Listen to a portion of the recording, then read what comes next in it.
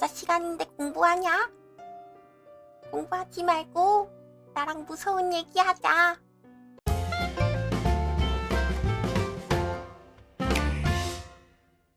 대부분 제가 가지고 온 거는 네이트판에서 유명했던 무서운 이야기들로 가지고 왔습니다.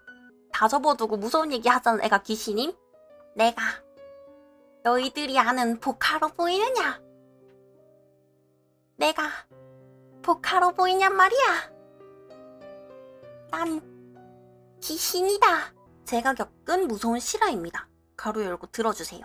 21살 겨울날 있었던 일입니다. 저는 친구들과 술을 마시고 살짝 취한 채로 저녁 한 10시경쯤 되었을까요? 집으로 가는 중이었습니다. 버스에서 내려서 아파트 입구를 지나 저희 아파트 동쪽으로 걸어갔습니다. 저는 주공 아파트에 사는데 저희 아파트가 B동인데 입구가 좀 외진 곳에 있습니다.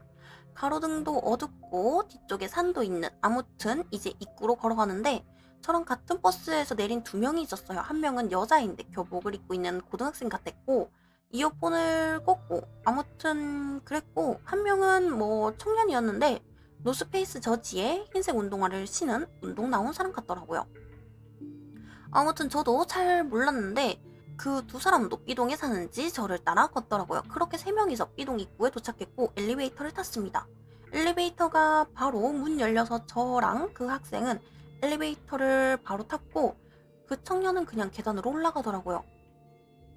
아무튼 그 학생이 저를 좀 경계하는 것 같더라고요. 요즘 세상이 흉흉하니까. 저랑 둘이 탄 게 좀 그랬나 보죠. 저희 집은 12층이었고 여자애는 8층을 눌렀어요. 저도 여자애 눈치 보기 싫어서 괜히 엘리베이터 구석에 기대서 노래를 듣고 있었죠. 보통 엘리베이터가 서면 땡 하는 소리가 들리잖아요. 엘리베이터 내리는 앞에 불이 켜지는데 엘리베이터가 8층에 섰을 때 앞에 불이 안 켜지더라고요. 이제 여자애 내리나 보다 그러고 있었는데 8층에 불이 안 켜지니까 어둡더라고요. 여자애가 저를 거울로 째려보고 막 내리려고 하는데 그때 제 눈에 뭔가 딱 스치더라고요. 소름이 딱 돋으면서 본능적으로 저는 나가려는 여자의 가방을 미친 듯이 잡고 미친 듯이 닫힌 버튼을 계속 눌렀죠. 그 순간 제 머릿속에 문아 닫혀라 닫혀라 이 생각뿐. 엘리베이터 닫힌 게 왜 그렇게 느리던지 여자애는 소리를 지르라 하는데 당황해서 굳은 상태로 저를 미친놈 보듯이 쳐다보는데, 그리고 문이 닫히고 다시 엘리베이터가 올라가기 시작했습니다. 저는 여자애한테 설명했죠. 왜 잡았는지. 8층에 엘리베이터 내릴 때 8층에 불이 안 켜지니까 엘리베이터 안은 밝고 밖은 어둡잖아요. 그래서 딱 엘리베이터 불빛이 8층 계단 쪽으로 비쳤는데 엘리베이터 불빛 때문에 그런지 그 엘리베이터 오른쪽 구석에 서 있기 때문에 볼 수 있었어요.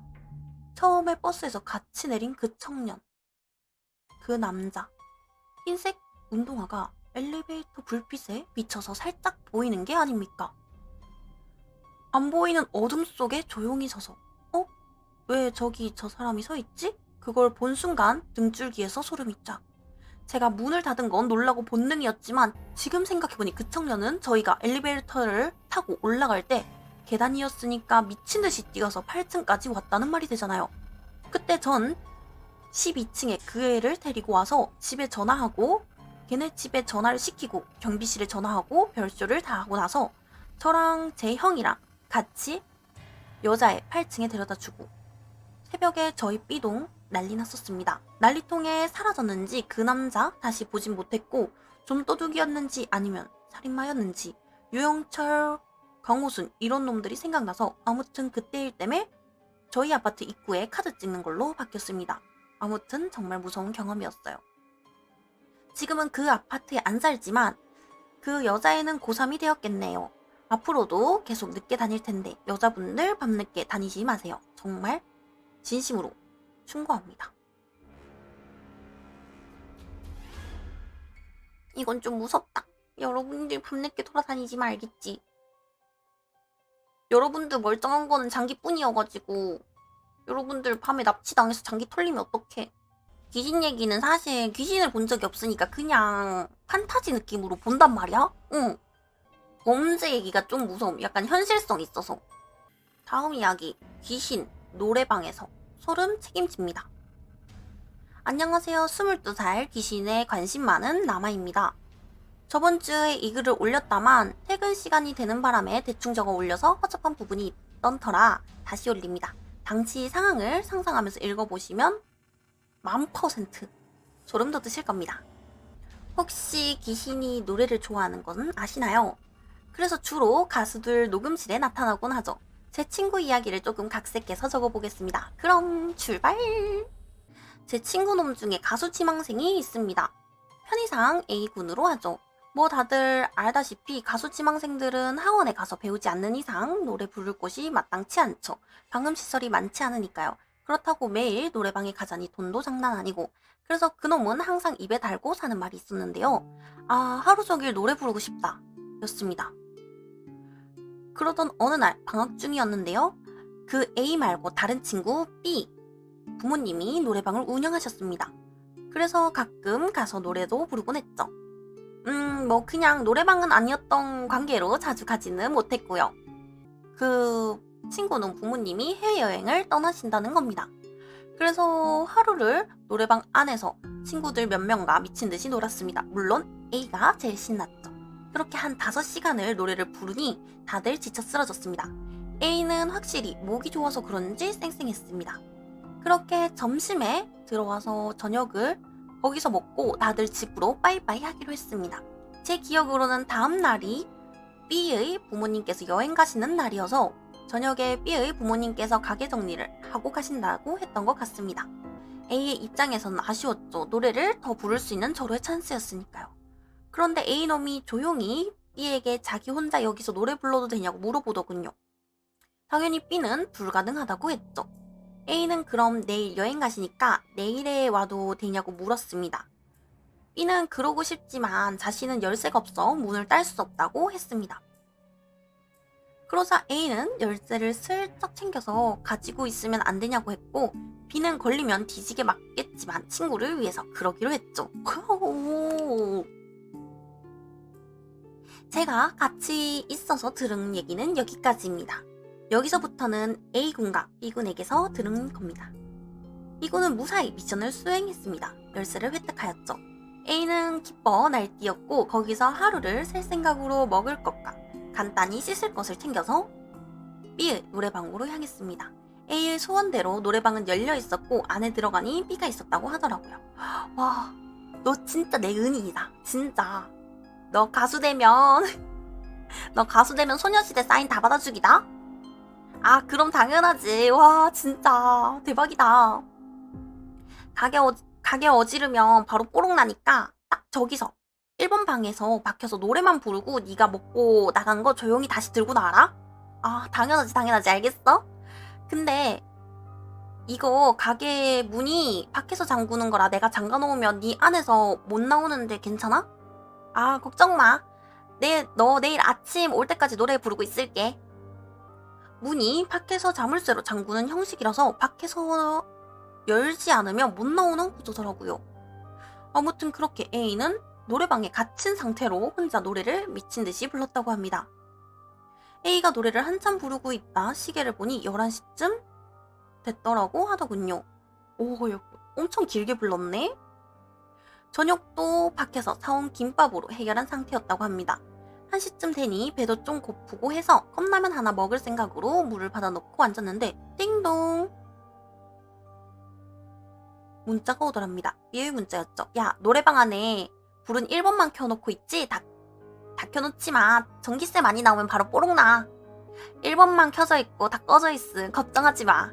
내일 아침에 봐. 야, 그리고 작작 불러라. 귀신이 노래 좋아하는 거 알지? 귀신 나올라. 나오라고 해. 같이 노래 연습하면 되겠네. 그렇게 시덥잖은 얘기를 마치고 라면을 먹다 보니 이상하게 소름이 돋더랍니다. A는 B의 말을 듣고 쫄았나? 이런 생각을 했고 그냥 B 문자를 보고 자신도 모르게 겁을 먹었나 보다 했죠. 라면을 다 먹었을 때쯤 띵동 다시 문자가 오더랍니다. B였죠. 내용은 나가. 이 2글자. A는 속으로 이 자식이 날 겁주려고 별짓을 다 하네 하며 웃어넘겼답니다. 라면을 먹고 다시 노래 부르기를 시작했을 때 그때도 뭔지 모르게 계속 소름이 뒀더라고 하더군요. 이상하게 여기 A는 이상하다 계속 그러고 있었죠. 그러다가 뭔가의 시선 같은 것도 느껴지더랍니다. 처음에는 닫힌 문밖, 손바닥만한 반투명 유리 너머 무언가 계속 안을 쳐다보는 것 같은 시선을 느껴졌는데 차츰 있으니 뭔가 방구석에서 자신을 계속 노려보는 것 같은 느낌을 받더랍니다. A는 기분이 더러웠지만 그냥 무시하고 노래를 아침까지 불렀다고 하네요. 잠도 안 자고 귀신보다는 노래에 미쳐 있었던가 봅니다. 그렇게 B가 아침에 문을 따고 들어와서 그렇게 일이 끝난 것 같았죠. 문제는 B군의 부모님께서 돌아오신 날에 일어났습니다. A가 자고 있는데 B로부터 전화가 와서 깼습니다. 웬일? 설마 뽀록났냐? 야, 너 씨발 진짜 솔직하게 말해라. 너 그날 진짜 노래방에서 노래만 불렀냐? 진짜 노래만 불렀는데?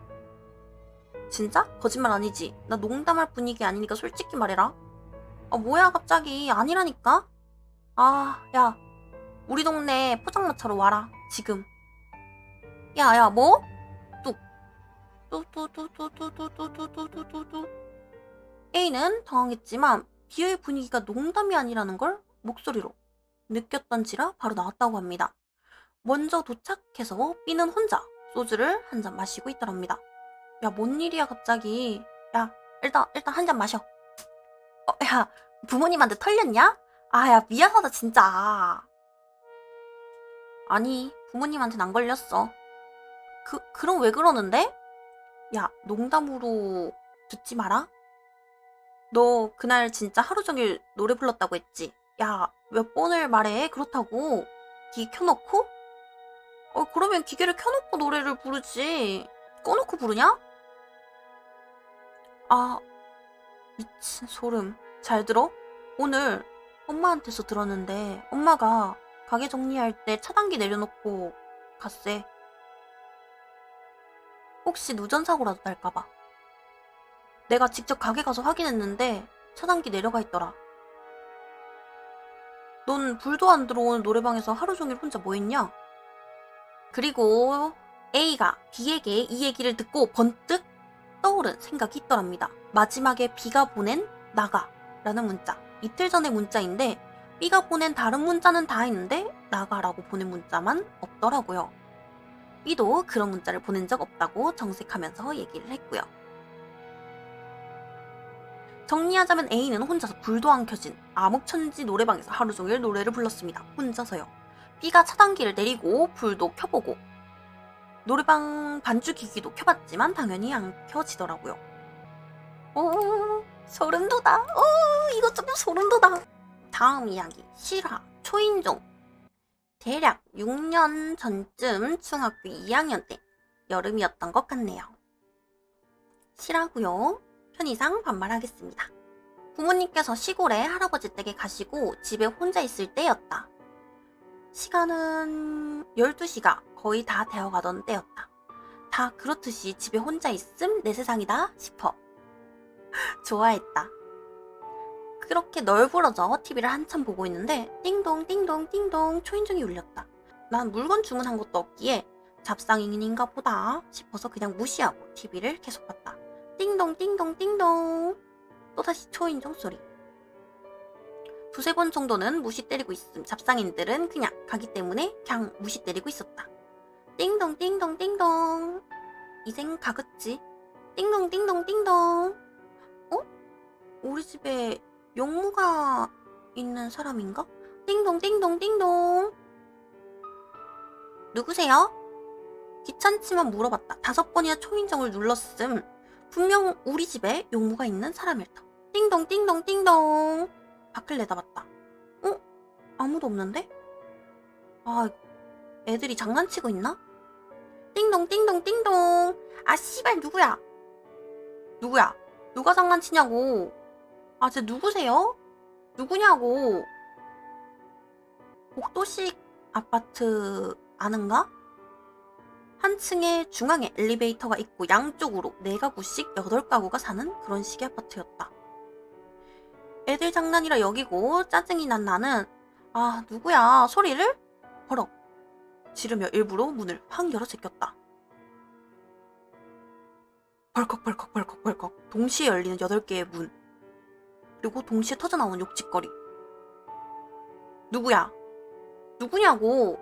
아, 누가 초인종을 눌러 이 늦은 밤에? 이런 식으로 말을 뱉으며 문을 열어 제낀 8사람. 뭐고? 무슨 일이야? 엄마야, 이게 무슨 일이야? 그러니까 그쪽들도 누가 계속 초인종 눌렀어요? 뭐야?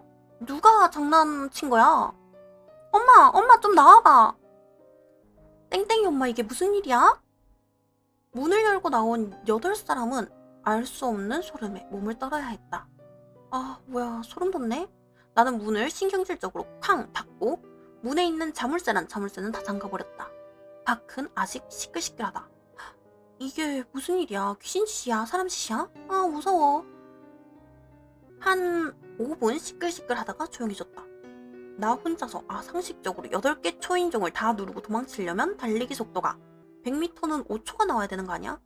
한 방향으로만 누르고 튄 게 아니라 양쪽을 다 찍고 튀려면 네 가구를 쭉 다 누르고 다시 돌아와 나머지 네 가구를 쭉 누르고 다시 뛰어가야 하는데 문은 동시에 열렸고. 뭐야? 진짜 귀신이라도 되나? 그런 생각보다 더 내리에 남은 생각은 또 초인종이 울리면 어떡하지? 오, 이런 얘기였습니다. 무서워. 무서워. 나 소름 돋아. 어떡해? 소름 돋아. 무서워. 안아줘. 무서워. 안아줘. 다음 이야기. 쿠네쿠네. 믿거나 말거나 도시전설 일본 계달. 쿠네쿠네, 의태어로서 꾸물꾸물이라는 뜻을 지니고 있다. 쿠네쿠네는 보통 일본, 한국 등에 나타나는데 길을 지나다 불현듯 논, 밭, 산, 들과 같은 한적한 곳을 지날 때 문득 이상한 느낌이 들어 시선을 옮기면 눈에 띄는 정체불명의 물체, 우거진 숲풀 사이로 잠시도 멈추지 않고 길다란 몸을 여기저기로 꾸물꾸물 춤을 추듯 흔들어대는 흰색 물체가 눈에 띄면 10중 8구 쿠네쿠네일 것이다. 이름이 왜 쿠네쿠네가 되었냐면 쿠네쿠네는 사람이 흉내낼 수 없을 정도로 바꿔 말하면 징그럽게 꾸물거린다고 한다. 목격담에 따르면 목격한 순간 굉장히 소름 끼치는 느낌을 받는다고 하며 어째서인지 그 정체를 이해해버린 사람은 미쳐버린다고 합니다. 소문으로만 떠돌던 사진은 2003년 7월경 일본의 인터넷에 처음 올라온 뒤 급속도로 유명해진 도시전설입니다. 쿠네쿠네의 특징, 희거나 또는 까맣다. 인간이라는 상상 못할 모습으로 꾸물꾸물 움직인다 또는 춤을 춘다. 정체를 모르는 상태로 멀리서 그것을 보기만 한다면 실제적인 위해는 없다. 자세히 관찰하여 그것이 무엇인지 이해한다면 그 순간 쇼크로 정신에 이상이 온다. 단순히 시야에 들어온 것만으로는 피해가 없다. 인적이 없는 논밭이나 물가에 자주 목격된다. 그것을 이해하는 과정은 어느 순간 매우 단시간에 이루어진다. 쿠네쿠네는 이해하거나 자세히 보는 즉시 정신적 쇼크장애나 죽음을 올 수 있는 위험이 있다. 쿠네쿠네에 대한 여러가지 추측. 일본 후쿠시마 지방의 요괴 안초, 일본 동북 지방의 요괴 탄모노, 목격자의 도플갱어 이무기, 열증증으로 인한 환각 아지랑이. 실제로 그런 것은 존재하지 않으며 그저 헛소문일 뿐. 쿠네쿠네에 관한 이야기. 이 이야기는 어릴 적 아키타 현에 있는 할머니 댁에 놀러갔을 때의 이야기다. 1년에 한 번 정도 명절에나 겨우 찾아뵙는 할머니 댁에 도착한 나는 할머니께 인사를 올린 직후 오빠와 함께 밖으로 놀러갔다. 도시와는 달리 너무나도 맑은 공기와 상쾌한 바람에 나는 오빠와 함께 논 주위를 이리저리 뛰어다녔다. 그런데 해가 중천에 떴을 무렵 갑자기 바람이 그쳤다 라고 생각한 순간 기분 나쁠 정도로 섬뜩한 뜨끈한 바람이 훅 불어왔다. 나는 그렇지 않아도 뛰어다녀서 더운데 이렇게 더운 바람은 뭐야? 하고 방금 전에 상쾌감이 날아가 불쾌감에 소리쳤다. 그러나 오빠는 조금 전부터 다른 방향을 보고 있었다. 그 방향에는 허수아비가 서 있었다. 내가 저 허수아비는 왜? 하고 오빠에게 묻자 오빠는 아니 허수아비 말고 그 너머에 있는 저거 말이야 라며 더욱 주위에서 그쪽을 바라봤다. 나도 주위를 집중해서 논의 저 너머를 지그시 바라보았다. 그러자 확실히 무언가 보였다. 저건 뭐지? 멀어서 안 보이지만 사람 크기 정도의 하얀 물체가 구불구불 움직이고 있었다. 게다가 주위에는 논이 있을 뿐 근처에 다른 사람이 있는 것도 아니었다. 나는 순간 이상하다는 느낌을 받았지만 곧 이렇게 해석했다. 저것도 허수아비 아니야? 바람이 불어서 움직이게 해놓은 비닐 허수아비 같은 거. 아마 방금 전에 불고 있던 바람 때문에 움직이는 거겠지. 오빠는 나의 해석에 곧 납득한다는 표정이었지만 그 순간 그 표정은 한순간에 사라졌다. 바람이 딱 멈춘 것이었다. 그럼에도 저 물체는 변함없이 꿈틀대며 움직이고 있었다. 오빠는 저것 봐.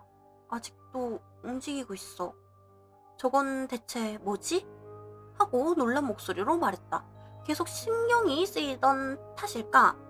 오빠는 할머니 댁으로 뛰어가 쌍안경을 가지고 와 다시 현장으로 나왔다. 오빠는 조금 두근두근한 모습으로 내가 먼저 볼게. 너는 조금 기다려. 라고 말하며 쌍안경을 들여다보았다. 그러자 갑자기 오빠의 얼굴에 변화가 생겼다. 순식간에 새파랗게 질린 오빠는 식은땀을 줄줄 흘리며 갖고 있던 쌍안경을 떨어뜨렸다. 나는 갑자기 변한 오빠의 모습을 무서워하면서도 오빠에게 물어보았다. 뭐였어? 오빠는 천천히 답했다. 몰라도 돼. 알면 안 돼. 벌써 오빠의 목소리가 아니었다. 오빠는 그대로 터벅터벅 할머니 댁으로 걸어갔다. 나는 곧바로 오빠를 새파랗게 질리게 한 그 흰 물체를 보려고 떨어진 쌍안경을 집어들었지만 오빠의 말을 들은 터라 볼 용기가 없었다. 한참을 망설였다. 그러다가 계속 신경이 쓰였다. 멀리서 보면 단지 흰 물체가 기묘하게 구불구불 움직이고 있을 뿐이었다. 조금 기묘한 느낌이 들었지만 그 이상의 공포감은 일어나지 않았다. 그러나 오빠는 좋아, 봐야겠어. 도대체 뭐길래? 오빠에게 저런 공포를 줬는지 내 눈으로 확인하겠어. 나는 쌍안경을 보기 시작했다. 바로 그때 할아버지가 무척이나 당황한 표정으로 달려나오셨다. 내가 왜요? 하고 묻기도 전에 할아버지는 그 하얀 물체를 본 것이냐? 봤어? 그 쌍안경으로 봤어? 하고 물으셨다. 무언가 겁에 질린 혹은 역정이 나신 할아버지의 모습에 나는 아니야 아직 하고 반쯤 울먹이며 대답했고 할아버지는 다행이다 말씀을 하시며 안심한 모습으로 그 자리에 쓰러져 울었다. 나는 그렇게 이유도 모른 채 할머니 댁으로 돌아왔다. 돌아오자 모두가 울고 있었다. 나 때문에? 아니다. 자세히 보자 오빠만 미친 것처럼 웃으면서 마치 그 하얀 물체와 같이 바닥에 엎드려 몸을 구부린 채로 꿈틀대고 있었다. 그 오빠의 모습이야말로 그 하얀 물체보다 더 무서웠다. 그리고 집으로 돌아가는 날 할머니가 이렇게 말했다. 오빠는 여기에 놔두는 것이 살기 좋을 것이다. 그쪽 도시는 좁고 험하고 그런 곳에선 며칠도 못 갈 게야. 우리 집에 놔두고 몇 년쯤 지나 논에 놓아주는 게 낫다. 나는 그 말을 듣고 큰 소리로 울부짖었다. 이제 더 이상 예전의 오빠는 다시 볼 수 없다. 내년에 할아버지 댁에 다시와 만난다 해도 그것은 더 이상 오빠가 아니다. 왜 이런 일이? 바로 얼마 전까지만 해도 사이좋게 놀았는데 무엇 때문에 나는 필사적으로 눈물을 닦으며 차에 올라타 할머니 댁을 떠났다. 할머니 할아버지가 손을 흔들던 도중 변해버린 오빠가 한순간 나에게 손을 흔든 것처럼 보였다. 나는 멀어져 가던 중 오빠의 표정을 보고 쌍안경으로 들어봤다. 오빠는 분명 울고 있었다. 표정은 웃고 있었지만 지금까지 오빠가 한 번도 보여준 적 없었던 처음이자 마지막의 슬픈 얼굴이었다. 그리고 곧이어 골목을 돌아 더 이상 오빠의 모습이 안 보이게 되었지만 나는 눈물을 흘리며 그대로 쌍안경을 계속 들여다보고 있었다. 언젠간 원래대로 돌아가겠지. 그렇게 생각하곤 오빠의 원래 모습을 그리며 푸른 논을 바라보았다. 오빠의 추억을 회상하며 계속 쌍안경을 들여다보고 있었다. 그때였다. 난 봐선 안 되는 것을 가까이서 봐버렸던 것이다. 명절이나 시골 할머니 집에 놀러 가실 때 항상 조심하세요.